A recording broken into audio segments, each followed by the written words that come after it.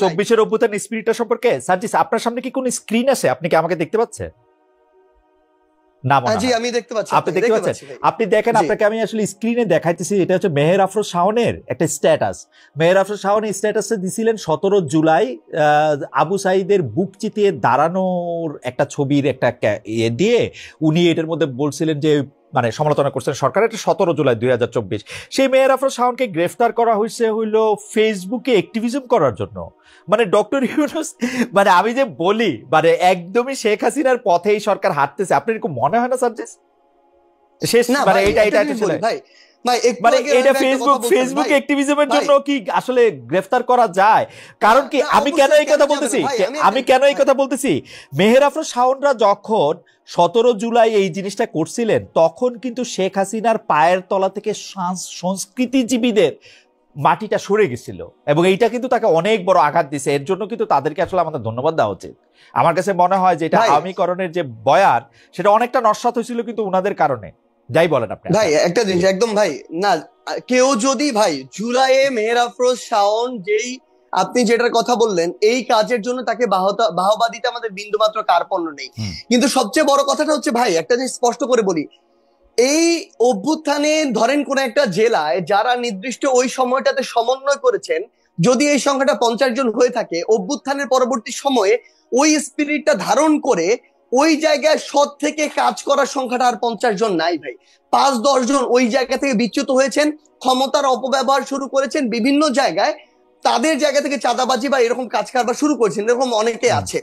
এখন সবচেয়ে বড় কথাটা হচ্ছে ওই নির্দিষ্ট একটা ভালো কাজের জন্য আমি অবশ্যই তাকে ধন্যবাদ দিব, কিন্তু সেটাকে কেন্দ্র করে এখন যেমন আমরা দেখছি কয়েকটা গ্রুপ হয়েছে ভাই, আমি নিজে 2টা ফেসবুক গ্রুপ কারা চালায় আমি জানি না, তাদের বিরুদ্ধে আমি মামলা করেছি নিজে গিয়ে, আমার জীবনের প্রথম মামলা।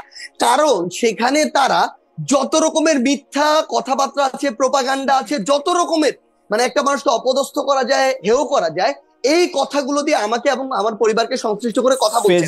এটা কোনোদিন ভাই এটা কোনোদিন গণমাধ্যমের মানে তারা সোশ্যাল মিডিয়া যে স্বাধীনতা প্রত্যাশা করে এটা কোনোদিন সেই স্বাধীনতা হইতে পারে না ভাই। সেই জায়গায় আজকে যদি এমন একটা কথা বলা হয় যেটার কোনো ভিত্তি নাই, কিংবা এমন একটা কথা বলা হয় যেটা মিসরিপ্রেজেন্টেশন হয়, সেই জায়গায় সেই কথার বিরুদ্ধে অবশ্যই মানে এরকম যদি দেওয়া হয় তাহলে তো একটা এখানে টোটালি পুরো দেশে একটা অরাজকতা তৈরি হবে, মানে যে যার মতো করে বলবে। মানে না ধরেন মিথ্যার কি আসলে অরাজকতা সৃষ্টি করার ক্ষমতা আছে? বর্তমান যুগে আইসা একটা মিথ্যা প্রমাণ করতে 10 সেকেন্ড লাগে। এই ফেসবুক অ্যাক্টিভিজমের জন্য যদি আপনারা এখন জেলে নেন, এটা ঠিক হচ্ছে কিনা আমি জানি না সার্জিস, আপনারা নিশ্চয়ই চেক করবেন। আমাদের আর মানে আমি জানি না, মানে আপনি বলেন কারণ আমি রনির কাছেও এক লাইন শুনতে চাই, আপনি বলেন। একটু আনসার আছে ভাই। সবচেয়ে বড় কথা কি জানেন, এখন বাংলাদেশে আমি ধরে নিচ্ছি 10 কোটি মানুষ ফেসবুক ব্যবহার করে, এর মধ্যে ফ্যাক্ট চেক করে কোনটা রিয়েল কোনটা ফেক এটা বুঝার মতো ভাই 70 to 80% মানুষের এই ক্যাপাবিলিটি নাই ভাই। যেটা সামনে আসে তারা ওইটাকে রিয়েল মনে করে। এই জন্য আমার যখন সর্বশেষ ভাই মজার একটা কথা বলি, সর্বশেষ যখন বিয়ে হলো আমাকে এরকম অনেকজন জিজ্ঞাসা করছে গ্রামের মানুষজন, তোমার না আগে বিয়ে হয়েছিল? মানে তারা আগের ওই ফেক জিনিসগুলোকে বিশ্বাস করে নিচ্ছিল ভাই। তো আপনি এরকম কত প্রোপাগান্ডার বিরুদ্ধে গিয়ে দাঁড়াবেন যেখানে আপনার পিছনে দেশ এবং দেশের বাইরে এই টিম থেকে বুঝতেছি না প্রপাগান্ডার বিরুদ্ধে তো আপনার দাঁড়াইতে হবে না, কারণ প্রপাগান্ডা তো নিজেই মিথ্যা প্রমাণিত। আপনি কি তাদের সবাইকে নিয়ে জেলে ভরে দিবেন? না ভাই জেলে ভরবো না, কিন্তু তো যখন ভাই আপনার কথাটা শুনেন ভাই, যখন এরকম অসংখ্য হতে থাকবে এবং যেটা আসলে একটা সঠিক জিনিসকে রং ওয়েতে নিয়ে যাবে, মিসরিপ্রেজেন্ট করবে, তখন এটার বিরুদ্ধে অন্তত আপনি যদি কয়েকটা ব্যবস্থা না নেন তাহলে তো এটা চলতে থাকবে, তাহলে তো আপনি কখনোই একটা রাইট ট্র্যাকে আপনি যেতে পারবেন না। তার মানে জেলে নেওয়া ঠিক আছে আপনি মনে করছেন? ভাই জেলে নেওয়া ঠিক আছে না, এটা একটা বিচারিক প্রক্রিয়ার মধ্যে দিয়ে যাবে। কারো যদি এরকম সংশ্লিষ্টতা থাকে যে এটা কোনো একটা মানে বিশৃঙ্খলা বা আইনের বাইরে কোনো একটা কিছুতে যাচ্ছে, তখন ব্যবস্থা নেওয়া হবে না। সার্জিস আপনি আমার খুবই প্রিয়, কিন্তু আপনার বলা আমার কাছে খুবই হাসান মাহমুদের বলার মতো লাগতেছে। যাই হোক ভাই শুনেন, আমি আপনাকে একটা জিনিস বলি ভাই, না আর আমাদের সময় নাই। আপনি আপনার কথা বলছেন যে আপনি তো আসলে দৃষ্টান্ত বুঝাইতে চান। না ভাই একটা জিনিস একটু বলি। হ্যাঁ রনি শেষ করবেন। হ্যাঁ সার্জিস শেষ করেন। আগে রনি ভাই একটু বলে নি। আচ্ছা আমাদের তো আর হ্যাঁ রনি তাহলে আপনি 1 মিনিটে বলেন, আমাদের আর সময় নেই কিন্তু আসলে সময় শেষ হয়েছে অনেক আগে। শাওনকে যে কারণে গ্রেফতার করা হয়েছে সেটা কিন্তু ফেসবুক কারণের মধ্যে ফেসবুক স্ট্যাটাস এগুলো লেখা নাই। আচ্ছা লেখা হয়েছে রাষ্ট্রের বিরুদ্ধে ষড়যন্ত্রের কারণে গ্রেফতার করা হয়েছে। ওকে রাষ্ট্রের বিরুদ্ধে ষড়যন্ত্র একটা উইয়ার্ড ধারণা। হ্যাঁ রাষ্ট্রের বিরুদ্ধে ষড়যন্ত্র বইলা কিছু নাই, এটা থাকা উচিত না। এখন যেটা 24-এর অভ্যুত্থানের পরে থাকা উচিত হলো ওই যে রাষ্ট্র অ্যাকাউন্টেবল থাকবে, নাগরিক না। হ্যাঁ কিন্তু কথা হলো এই ফ্রিডমটা আপনি এনজয় করবেন রেসপন্সিবল হইয়া। শাওন কি রেসপন্সিবল ছিল না? শাওন শেখ হাসিনার ওই ডাস্টবিনওয়ালা ছবিতে যখন আপনার শফিক ভাই যে টিস্যু ফালাইলো সেইটা দেখেন, সেটার একটা অ্যাস্থেটিক্যাল কোশ্চেন হাজির করলো। শেখ হাসিনার প্রতি ঘৃণার কারণেই তো রনি আপনি শেষ করেন। মানে আপনি আমি কিন্তু কন্টেন্টে যাইতে চাইতেছি না, মানে আপনি মনে করতেছেন যে শাওনের বক্তব্য দিয়া।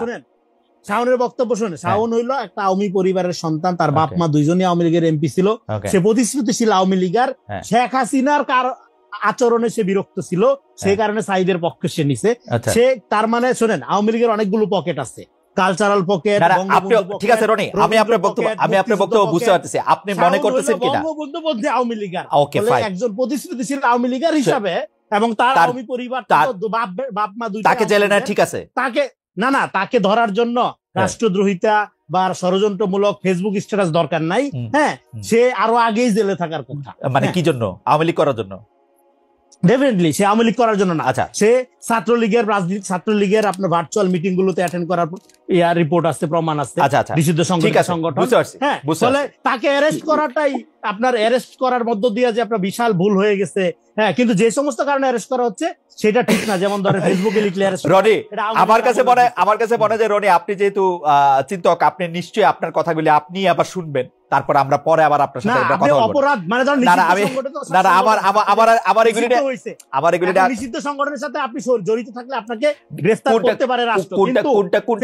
আমি স্পষ্ট ফেসবুক স্ট্যাটাস দেওয়া বা রাষ্ট্রের বিরুদ্ধে ষড়যন্ত্রের দায়ে মেহের আফরোজ শাওন নিষিদ্ধ সংগঠনের সাথে জড়িত থাকার প্রশ্নে তাকে গ্রেফতার করা যেত। মানে গ্রেফতার করা যেতে পারে। নিষিদ্ধ সংগঠন মানে কি? ছাত্রলীগ। হ্যাঁ ছাত্রলীগ আইনি গ্রাউন্ডটা যদি আপনি দেখেন, কিন্তু এর বাইরে আমার কথা স্পষ্টভাবে শুনতে হবে। কিন্তু আমি আপনার রাষ্ট্র বিরুদ্ধে ষড়যন্ত্র ফেসবুক স্ট্যাটাস লেখার কারণে আপনি গ্রেফতার করবেন, শুনছি ভাই, হ্যাঁ গ্রেফতার করবেন, এটার প্রতিবাদ জানাই, আমি এটার বিরোধিতা করি। কিন্তু শাওন প্রতিশ্রুতিশীল আওয়ামী লীগার, ও আওয়ামী লীগের পক্ষেই মতামত উৎপাদন করবে। এখন আওয়ামী লীগ একটা ফ্যাসিজম, এখন ফ্যাসিজমের পক্ষে মতামত উৎপাদন আপনি এলাও করবেন কি না সেটা। এবং তারে গ্রেফতার করা, আমার কথা হলো আমি এলাও করব না, আওয়ামী লীগ গ্রেফতার করব না, আমরা তাকে ওয়ার্নিং করব, আমরা তাকে রিকনসিলিয়েশনের। আচ্ছা ঠিক আছে, আপনার কথা পরিষ্কার, শাস্তি সমাধান না। আপনি ভিকটিম বানাইতে পারেন না কোনো লোককে, আপনি তো জাস্টিস করবেন। আপনি ভিকটিম ভোটের রাজনীতি করলে এটা ঠিক আছে রনি, ঠিক আছে। আমরা জনাব সাজ্জাদ আলম আপনি 20 সেকেন্ড বলেন, আমাদের আর সময় নাই। ভাই না আমি ভাই ওইটার আনসার দিয়েছেন, আমি আমার যদি কিছু বলার চেষ্টা করছি ওই টপিকটা বাদ দিয়ে ভাই আপনাকে উদ্দেশ্য করে আমার একটা কথা আছে। সেই কথাটা হচ্ছে এই জায়গা থেকে ভাই, মানে আপনি একটু আগে যে জিনিসটা বলেছেন, এর আগেও আরেকবার আরেকটা জিনিসে বলেছেন, মানে কোনো একজন ব্যক্তির হোক, কোনো একটা প্রতিষ্ঠানের বা প্ল্যাটফর্মের হোক, কোনো একটা নির্দিষ্ট ক্ষেত্রে তার যে কোনো একটা এক্সপ্লানেশন বা সামথিং কিছু একটা, যে কোনো কিছু একটা যে কারো একজনের সাথে সাদৃশ্যপূর্ণ আপনার মনে হতে পারে, তখন আপনি যদি ওই পুরো একটা প্রতিষ্ঠান ধরেন আওয়ামী লীগ, ওই পুরো একটা ব্যক্তি ধরেন হাসান মাহমুদ, তার সাথে কম্পারিজনে চলে যান, এটা খুবই জেনারেলাইজড হয়ে যায় ভাই। নিশ্চয়ই এই জায়গা থেকে আপনার কাছে এটার এক্সপেকটেশন, আপনার কাছে কেন এক্সপেকটেশন ভাই? বিগত এই বিশ্ববিদ্যালয় লাইফে যে 4-5 জন মানে দেশের বাইরে থাকা সাংবাদিকদের আমরা ভিডিওগুলো শুনে নিজের ভিতরে নতুন একটা চিন্তার ক্ষেত্র তৈরি করেছিলাম, তাদের মধ্যে অবভিয়াসলি কয়েকটা নাম বলে আপনি ওই জায়গাটাতে একটা জায়গায় আসবেন। সেই জায়গায় যখন আপনি এরকম জেনারেলাইজ করে বলে ফেলেন যে এর সাথে এই দলের সাথে, এই বিষয়টা মানে বেশ অপ্রত্যাশিত এবং বেশ অপ্রাসঙ্গিক হয়, যেটা আমার মনে হয় আপনার স্ট্যান্ডার্ডটাকে মানে আমি বুঝতে পারছি, যে জায়গায় দেখতে চাই ওই জায়গাটাকে আমি বুঝতে পারছি। সাজিস আপনার বক্তব্যের জন্য আপনাকে ধন্যবাদ।